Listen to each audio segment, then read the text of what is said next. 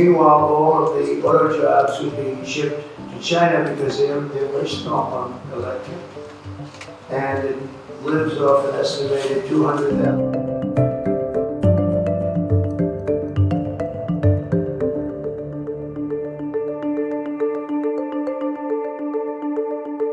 I just want to get to some breaking news now, folks. This just in from Donald Trump, and it points to a ceasefire in just a matter of hours now involving Iran. So I'm just going to read it if you don't mind. It's again on Truth Social.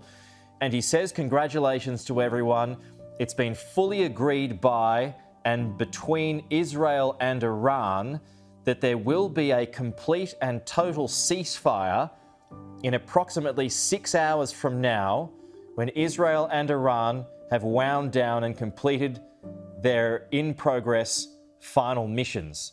So that takes us to about 2 o'clock this afternoon, our time, when this ceasefire is to come into effect again between Israel and Iran, according to Donald Trump. So he says the war which was considered is ending. Officially, Iran will start the ceasefire, and upon the 12th hour, Israel will start the ceasefire, and upon the 24th hour, an official end to the 12-day war will be saluted by the world. During each ceasefire, the other side will remain peaceful and respectful. On the assumption that everything works as it should, which it will, I'd like to congratulate both countries, Israel and Iran, on having the stamina, courage and intelligence to end what should be called the 12-day war, he's gone on to say. This is a war that could have gone on for years and destroyed the entire Middle East, but it didn't and never will. God bless Israel, God bless Iran, God bless the Middle East, God bless the United States of America, and God bless the world. So that points to a ceasefire, even with hour marks on it. That just in from Donald Trump. So we'll have more reaction to that coming up soon. So here's JD Vance's reaction to that announcement. When I left the White House, I thought that we might be able to get it across the finish line before this broadcast, and it looks like the president has been able to do that. I mean, look, he's been working the phones constantly. Frankly, before the 12-day war started, but certainly over the past 12 days, the president's been extremely clear about America's national objective here.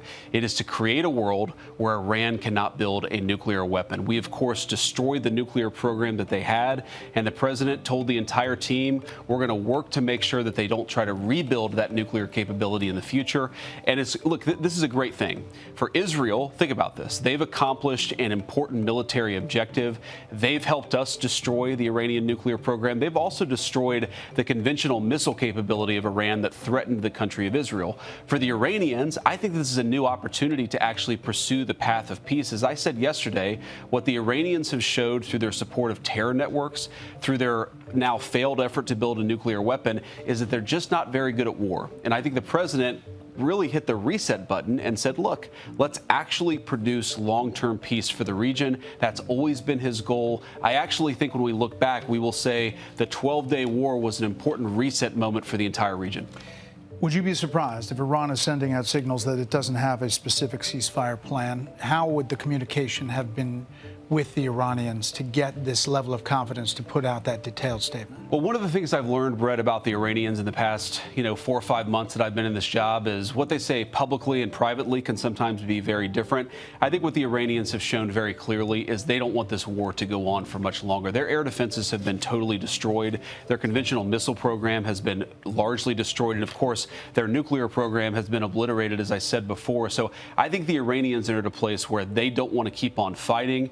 You saw the president, and I don't have the truth in front of me, but he talked about the next 6 hours, right, finalizing the attacks. I mean, I think what he's talking about is right now, for the American people watching, it's dark over there. That's typically when the Israelis and the Iranians have been shooting at each other. I think there's some recognition that that might continue for another few hours, and tomorrow really is a new day. The end of the 12-day war, the end of the Iranian nuclear program, and I really do believe the beginning of something very big for peace in the Middle East. So you said totally obliterated. The president has said totally obliterated the Iran nuclear program. Yeah. Do you know for sure where all the highly enriched uranium is? Well, Brett, I think that's actually not the question before us. The question before us is, can Iran enrich the uranium to a weapons-grade level, and can they convert that fuel to a nuclear weapon? And we know, based on the success of our mission, of course, the leadership of the president, but the incredible skill of our military, that the two mission objectives are completely successful. That's the US Vice President J.D. Vance talking to our colleagues at Fox News in the US and reporter Brett Bayer. Yeah, so they're talking about ceasefire. They've badged it, marketed it already as a 12-day war. Is it a real thing? I guess we'll find out in the coming hours, but that ceasefire is scheduled to come in or start to come in at about 2 o'clock this afternoon, our time, Eastern. So we'll see if it holds.